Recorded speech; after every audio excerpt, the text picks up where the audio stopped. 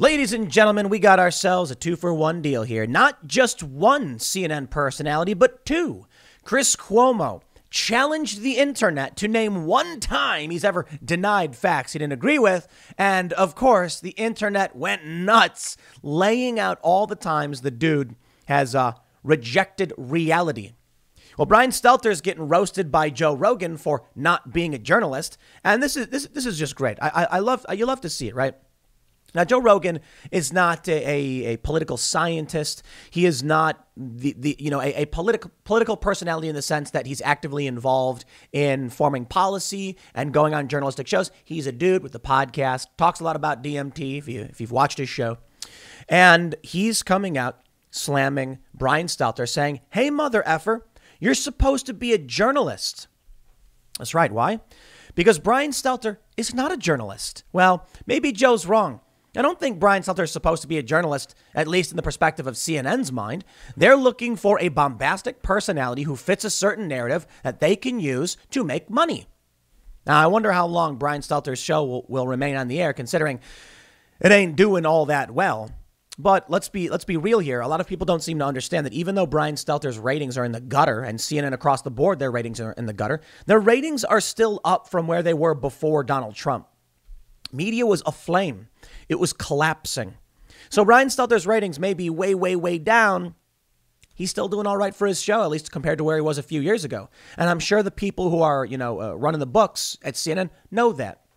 But the dude's not a journalist, and to pretend that he is would be to just lie.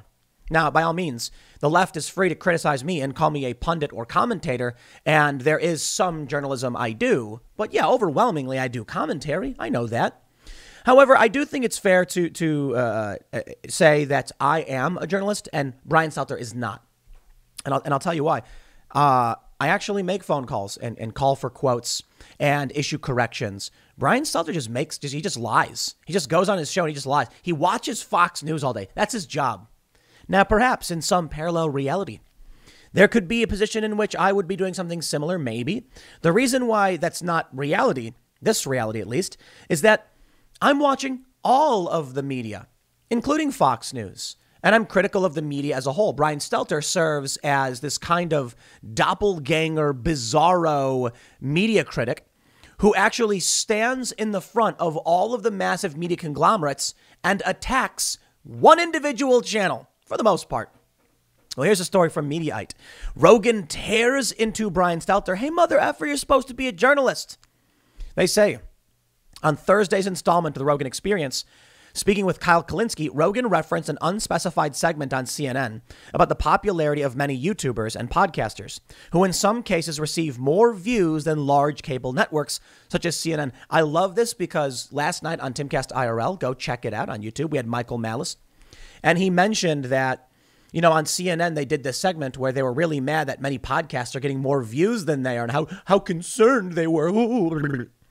That's CNN, terrified their ratings are in the gutter. So we were talking about similar things that Joe was talking about.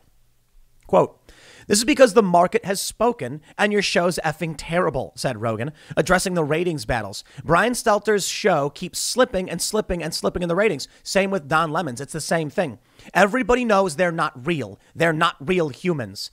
Yes, can confirm. Brian Stelter did this really ridiculous PR stunt where he's like, "Some changes are coming to Don Lemon. This will be the last episode of Don Lemon Tonight," or what was it? It was called like Tonight with Don Lemon or something. And he was like, "And I just want to say it's been wonderful here, and I'm grateful to everybody." And they're like, "Oh, is Don Lemon quitting?" And then the next day they were like, "We just changed the name of the show to be like it's Don Lemon." Dude, Don Lemon is like the worst person on TV. There was one point where he won the award for worst journalist of the year, because the dude is just awful. He's wrong all the time. I mean, look, CNN, if you go to CNN to get information, then you are getting the opposite of information. At the very least, when it comes to like Fox News, you get Brett Baer, who does a pretty good job. CNN as a whole, as their whole network, has desperately tried to just milk going after Trump. Now, of course, Stelter and the likes of many of these leftist critics or Democrat critics, they will say Fox News is a propaganda arm for the president, blah, blah, blah. And Brian Stelter would be like, it's state-run media. It's like, dude, there's like 3 shows on Fox. It's their primetime lineup. It's like you got Tucker Carlson, you got Laura Ingraham, you got Hannity. Is that it? I guess you've got the five, Jesse Waters. But then you have throughout the day, Fox News is just news. What does CNN do? Throughout the day, CNN during the Trump presidency was just panels about Trump. It's all they did. And they wanted to act like Fox was bad. Now you get Brian Stelter licking the feet of Psaki. What are we doing wrong as journalists? Just tell us how to do our jobs. Well, that's what got Joe Rogan enraged. I don't know if that's the right word, but to criticize Brian Stelter. Rogan also torched Stelter for his recent interview with White House Press Secretary Jen Psaki, in which he asked, what does the press get wrong when covering Biden's agenda? Critics panned Stelter as fawning, bootlicking, and gooey, among other imaginative descriptions. How about Brian Stelter talking to the press secretary saying, what are we doing wrong? What are we doing wrong? Like, hey, mother effer, you're supposed to be a journalist. Rogan's harsh remarks may have been prompted in part by Stelter mocking him last month for suggesting that he could be canceled by woke culture. Stelter said that on one level, it's just comical hearing this rich and famous guy express worries, even though he's paid to talk for a living, he's going to be silenced in the future. This is an unfortunate side effect of being smart. And I'm not talking about Brian Stelter, I'm talking about Joe Rogan. Joe Rogan went to Spotify. And one of the reasons we're seeing a lot of people trying to get away from YouTube is the threat that YouTube will delete your account. They'll just purge you. And they've done it to many people for BS and fake reasons. YouTube is not a safe place to run your business. I can already hear people saying, but Tim, you're on YouTube right now. Yes. This is also on iTunes and Spotify and all podcast platforms. And of course, we've been pushing timcast.com very, very hard. Go to timcast.com. Become a member. We got a newsroom started. Cassandra Fairbanks has begun writing articles for us, and we're going to be hiring a bunch of people, and she'll be helping run that show as editor-in-chief. And you'll also get access to exclusive podcast episodes because YouTube is not a safe place to run a business, let alone speak truth to power. There have been numerous instances where my videos have been removed. This is Brian Stelter's big lie. One of his big, the dude just lies all the time. Like, you couldn't get Brian Stelter's the kind of guy where it's like that Family Guy joke where you're standing in a room and then he farts and then Brian Stelter looks around and it was you. And you're like, I know I didn't. Who are you lying to? I don't get it. The dude's lies sometimes are so stupid. You're like, who are you talking to? I guess the morons who watch his show and believe what he says because they don't read news elsewhere. Well, there you go. If you don't take responsibility for your news diet. So I'll give you one really good example that I love to give when it comes to Brian Stelter. He's the guy who said, don't watch the other shows. Only we can give you the context. I'll do the exact opposite. My friends, please watch Kyle Kalinske. I think we have some political disagreements, but please watch his show. Understand what he thinks. Maybe I'm wrong. Watch Joe Rogan. Watch David Pakman. Watch Steven Crowder. Watch Styx Hexenhammer. I always encourage people, you got to get a healthy and complete news diet. You can't just watch me, although a lot of people prefer to. As part of the problem. I don't know. I get it, though. I get it. Like, some people come back to me and they're like, Tim, I tried watching, one of those leftist channels. It was awful. And I'm like, well, but you got to know what they're thinking. It's about understanding and having perspective on the world. And I agree. A lot of the content I see from many of those channels, I think is just wrong. It is what it is. I will say one thing funny, though. The leftists really don't like me. These young guys are like, Tim's far right. But when I actually have conversations with real leftist personalities, like the honest ones, they're like, we can't figure out what it is you are or do. You talk about news, but you're clearly not a conservative. You're not necessarily defending liberals all day. And it's like, I don't know, maybe it's like principles.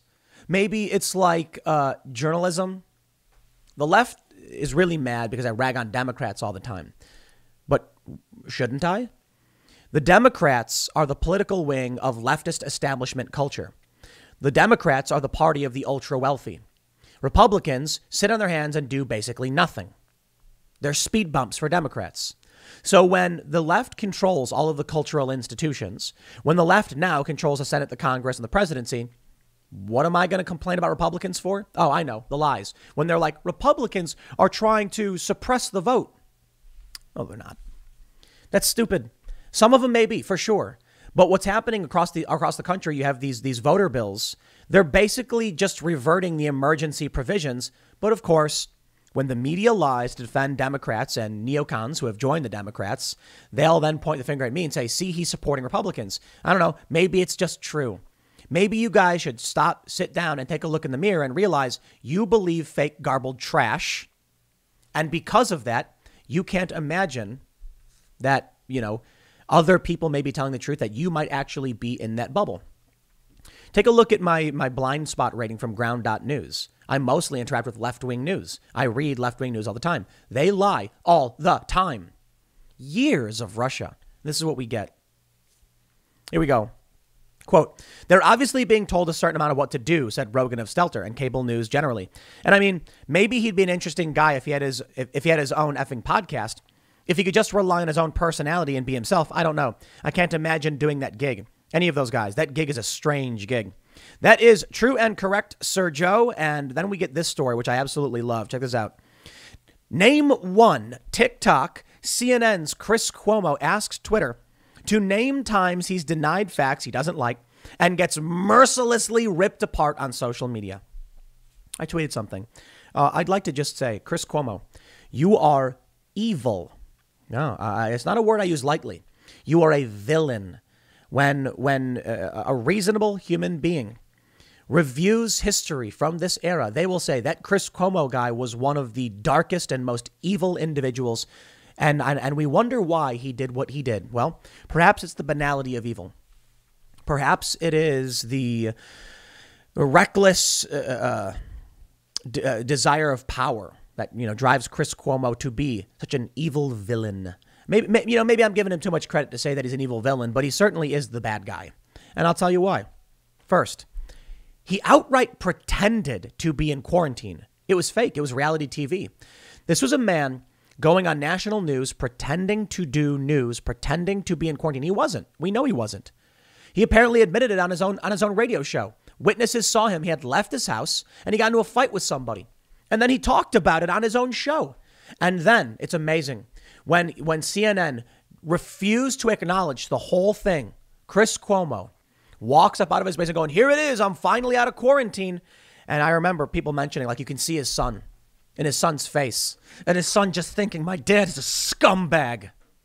I don't know what his son was actually thinking, but people have pointed out, like, the look on the son's face when you see Chris Cuomo walk up the stairs pretending to have been in quarantine. What do you think Chris told his son? Son, I know that I haven't been quarantined because you were out with me when we drove a half an hour away from the house. But we're here to lie. We're here to control the population and make sure they don't have access to information because we're smarter and better than everyone else. Yeah, that's called being the bad guy. The good guys are the ones who are like, let me inform you. Let me give you information to the best of my ability so that you can choose for yourself. There's despots, there's authoritarians. And let's not forget Chris Cuomo going on TV with his brother and laughing about the giant Q-tips while his brother was like actively murdering people in nursing homes. Yeah, that's true. You see, they warned Big Brother Cuomo. The medical professional said, if you put sick COVID patients in nursing homes, they'll die. And of course, Trump sent the Mercy Hospital vessel and the Javits Center was open. But Cuomo was like, I'm not going to give Donald Trump a victory. I'm going to make sure 15,000 elderly people die. And his brother was like, yeah, Andrew, kill all those old people. And then we'll laugh about it on TV. Talk about the most vile and disgusting scumbags. 15 or so thousand. That was the estimate, right? Andrew Cuomo could have put sick people in the Javits Center. Instead, he said, well, we don't want to make Trump look good. Just kill 15,000 people. Think about what that means. He was warned not to do it. He did it anyway. So assuming it's true that he did it because he didn't want Trump to win, these people are willing to kill you. Chris Cuomo is the little brother of the man who did that. And he was the guy on TV violating every known journalistic ethic by making a mockery of it, laughing about it, essentially providing cover as his brother murdered people. And then he lies. It's what he does. In fact, let me show you a bunch of the things people are saying. Here we go. A random Joe says pretty much anything related to your brother's governorship. Fair point. Drew Holden, Rebecca Jones, the lies. Carol Markowitz says you broke quarantine while actually sick with COVID. Chris Manning said your brother killed thousands of nursing home residents. Dale Doback says, remember that time you left your basement with COVID and actually got into a fight with someone?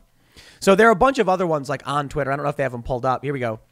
DeSantis did a better job than Andrew. You push Rebecca Jones's lies, telling your brother to claim he was the target of cancel culture. You claim the GOP wants Jim Crow. You didn't know 1A protects peaceful protests. You claim Fredo was an ethnic slur. Remember that?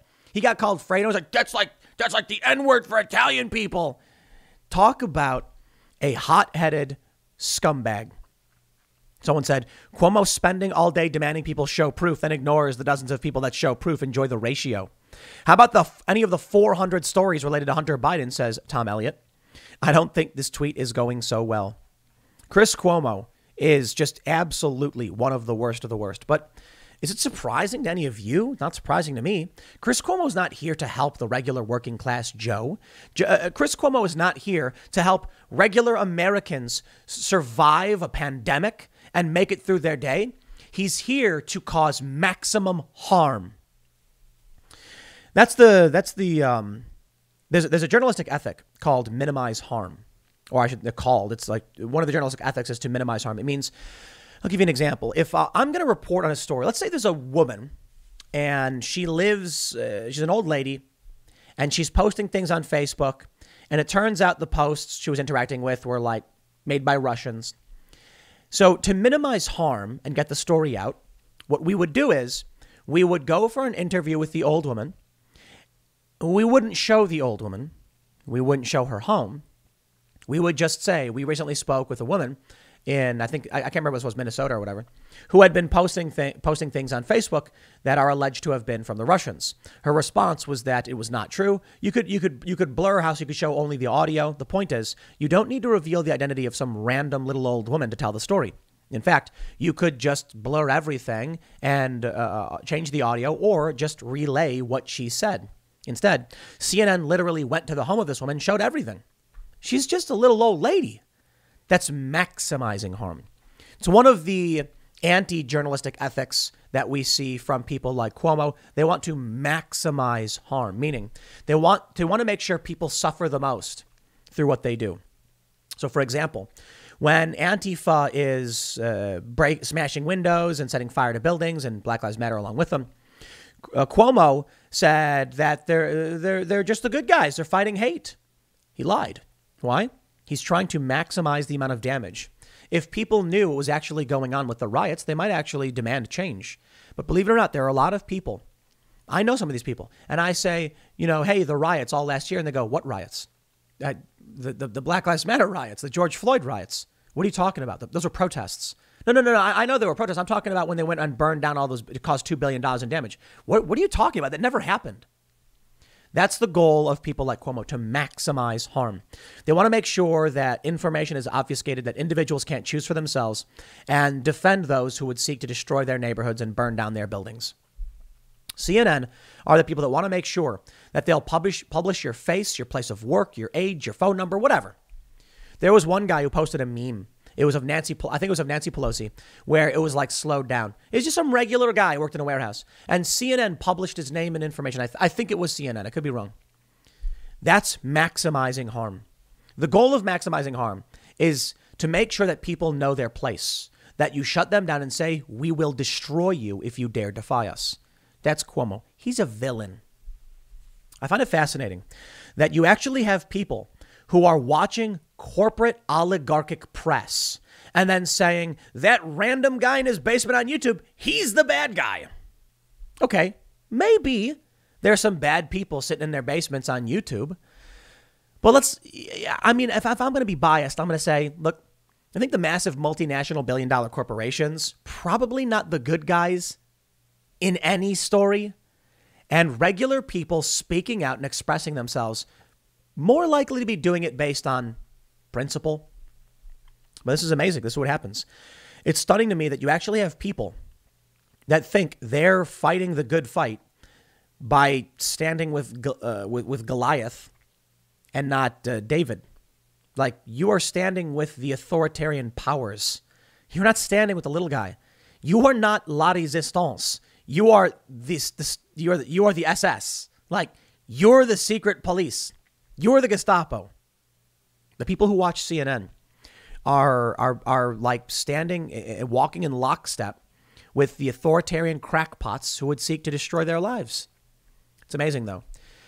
When you stand outside the matrix and you see how the game is played, the market manipulation to steal from the poor to make sure they always stay in their place, it is fascinating in some sense, because although the system is far from perfect and we have these nasty villains and disgusting people like Cuomo, you still have upward mobility, though they are trying to destroy it.